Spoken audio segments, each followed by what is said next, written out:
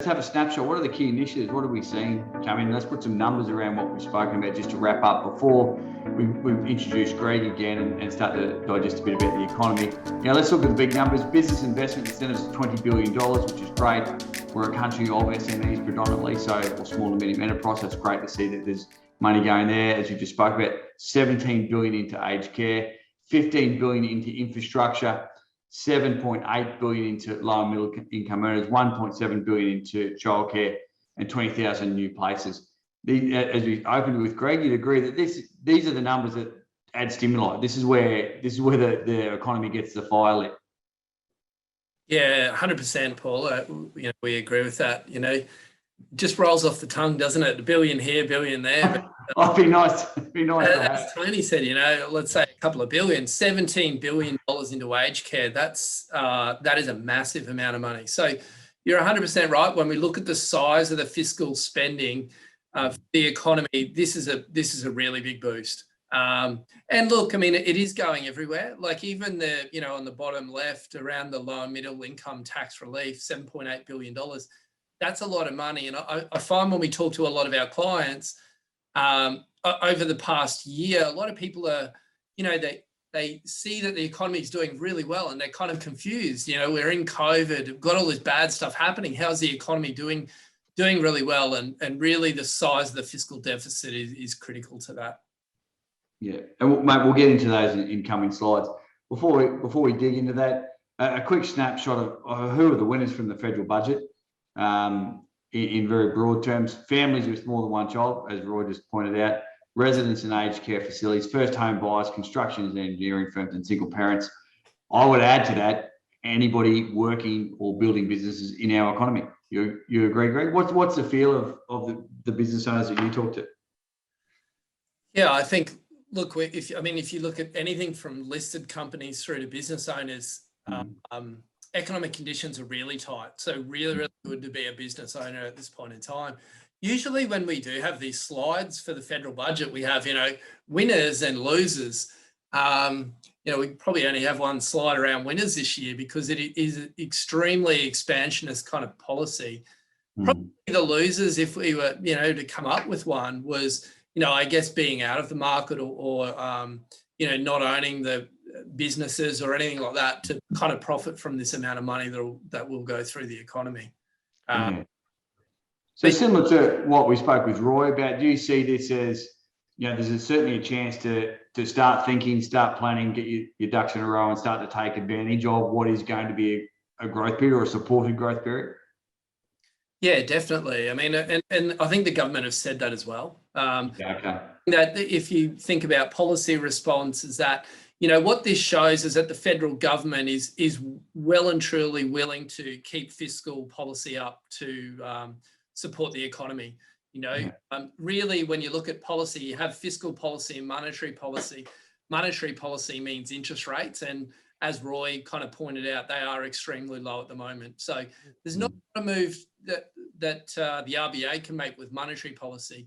And so it's really good to see that the federal government's stepping up with fiscal policy, because the thing that we do know from COVID is that gets straight into the pockets of savers, but also spenders, and actually stimulates the economy.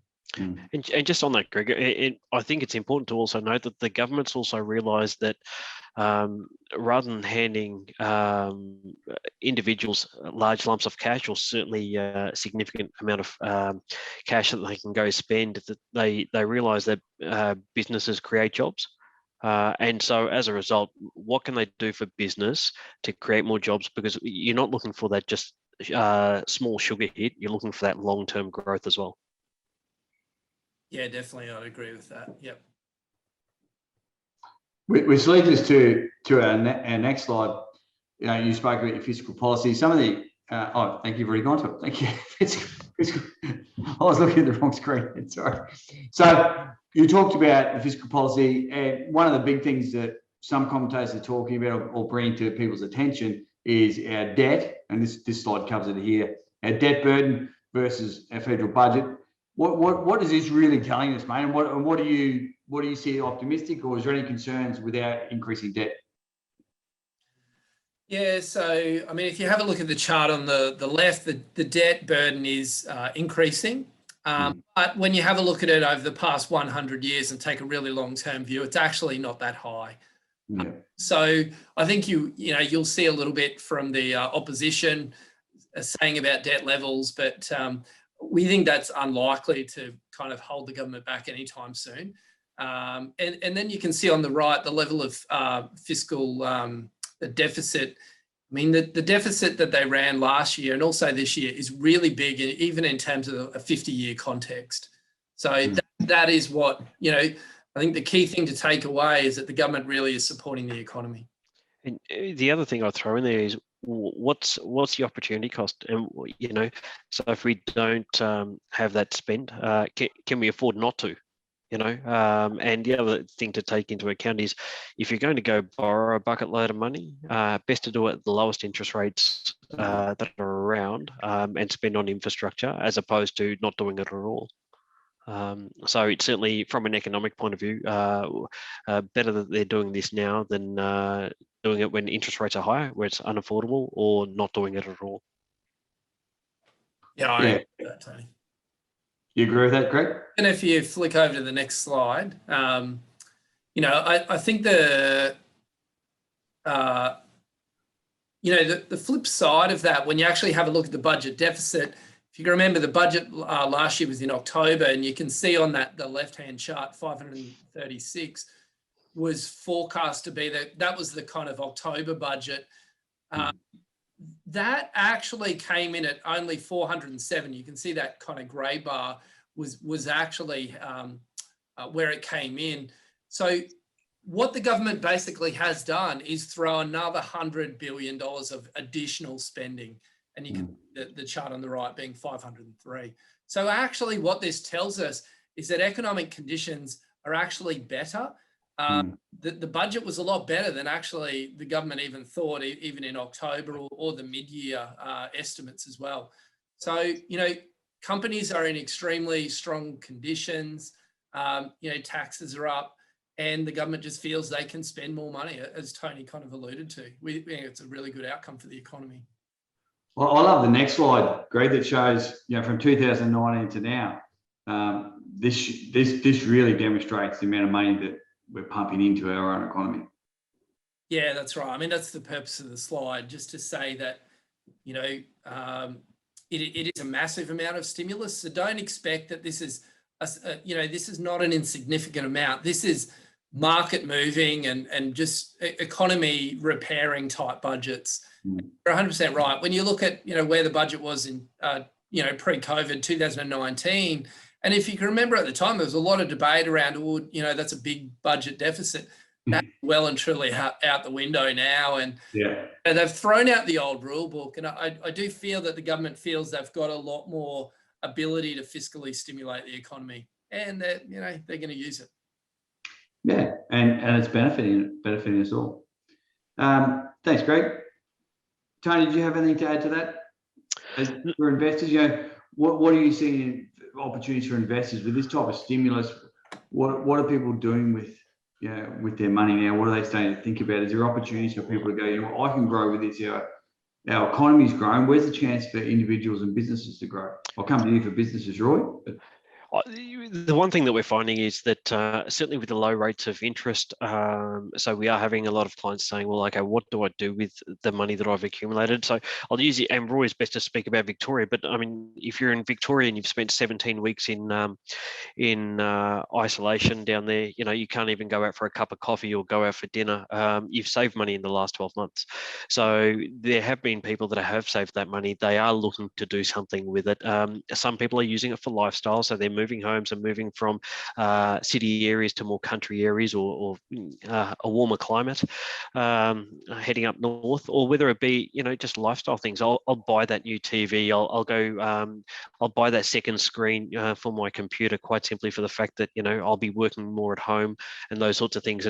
And Greg will be able to touch on this, and we spoke about this off screen. But companies like JB Hi-Fi that have done extremely well over the last 12 months, purely based on that. So we are seeing clients looking to invest more, which is fantastic, and at the same time, because you're not getting the returns in cash, and you're not, as Greg mentioned and Roy did earlier as well, you're not likely to over the next 2 years.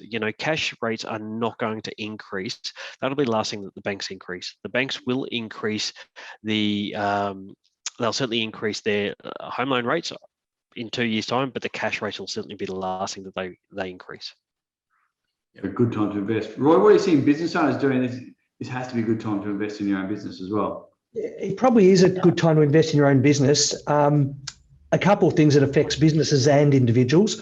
We've noticed we're doing a fair bit of mentoring at the moment through VECI, which is Victorian Chamber of Commerce and Industry, a Victorian initiative. And in these mentoring sessions, we are finding that when we look at a business client's home loan statements, their variable rate that they're paying is actually higher than the fixed rates on offer over a 2 to 4 or 5 year period. So almost in every occasion, we've asked the client if they're going to stay in the home, then fix either all or a portion of the debt. You can't pay it off while it's fixed, or you shouldn't. So that's a conversation. Think about fixing your interest rates. The talk about people shifting out of Victoria or Metro, Shepparton last year, which is country Victoria, had a 55% increase in house prices. And there is a flood of people saying, I don't need to work in the city anymore. I don't need to live within a close radius. I can shift out to a country. That's why the country Victorian areas are going through the roof. But I have a question, more for you, Greg, again, without notice. But I picked up last night that the government have based a lot of the future on an iron ore price, which is making the government a lot of money. On memory, I think it was either 55 or 58 US dollars. But the average, that's like a 5-year average, but it's rarely been at that level, and currently trading on memory up around 200, 180 US dollars. Now, if they've got this forecast wrong and iron ore stays at, let's say, $100, is that going to create a lot more income for the government in the next 2 or 3 years? Have they been too conservative in their estimates of income in the future? Yeah, you're 100% right. So if we have a look at the iron ore price at the moment, it's around $220 a tonne. And you're 100% right. The estimates are based on $55 a tonne. Look, we look at a lot of analysts' expectations for that iron ore price, and that's particularly the case for, it impacts Rio Tinto, BHP, Fortescue, a lot of our miners. It also impacts the Aussie dollar. But probably across the board, I would say the $55 is a very conservative estimate. But we do think that iron ore is extremely high at the moment. I think every broker, every analyst in the market would think that and expect it to go down. You're 100% right, Roy. If it doesn't, what does that mean? It means the budget will be in a far better position than it actually, than they're estimating here, because of the amount of, taxes they would have received off iron ore. And just to understand iron ore, it is the biggest, and it dwarfs every other kind of export that Australia has. It is, we're not a banana republic in Australia, but it is the number one by a long way. So it's a really good call out. I'm just mindful of time. Okay, move on, Greg. Yeah, we wanted to finish it at 1:20. Maybe if we could just go through just 2 slides time, and I'll just finish on some of the key data. Let's go through this. Next one. Yep, just this, and I'm happy to just finish on this because it just reiterates the point that I think Tony just made. Do not expect, if you're sitting on term deposits and maybe a couple of years ago you got 2%, and you kind of realise that your term deposits are really low now. You can see the RBA's expectation is not to be lifting that RBA cash rate through to December 2023. So don't expect, if you've got investments in cash or you hold a lot of cash, just don't expect that term deposit rate to trend up anytime soon. If you have fixed interest investments, so bonds, you can see that the bond rate is expected to kind of rise. And so it is rising every month at the moment. You do need to be really selective on the bonds that you actually buy. one of the things to understand about bonds is when interest rates rise, while that's good, if you're holding those bonds to maturity, in the short term, that can cause, as bond interest rates rise, capital values can fall. So we just think you need to be really selective about what bond managers you're invested in, and the duration of those bonds, which just means the length of those bonds. So they're probably the key kind of two takeaways from, I guess, financial markets. As I said, I think the size of the fiscal stimulus is very stimulatory for, equities, and as Roy said, property. So most growth assets have got a very good backdrop, but just be careful on the defensive side. Yeah. Look, I think what it highlights is speak to a couple of professionals, your accountants and your wealth advisor, and have a full scale view. Don't just think, get my home loan sorted, get my tax sorted, get my wealth sorted. Talk to a full scale advisors and make sure you're looking at all, because the opportunities are wide and deep, which is fantastic.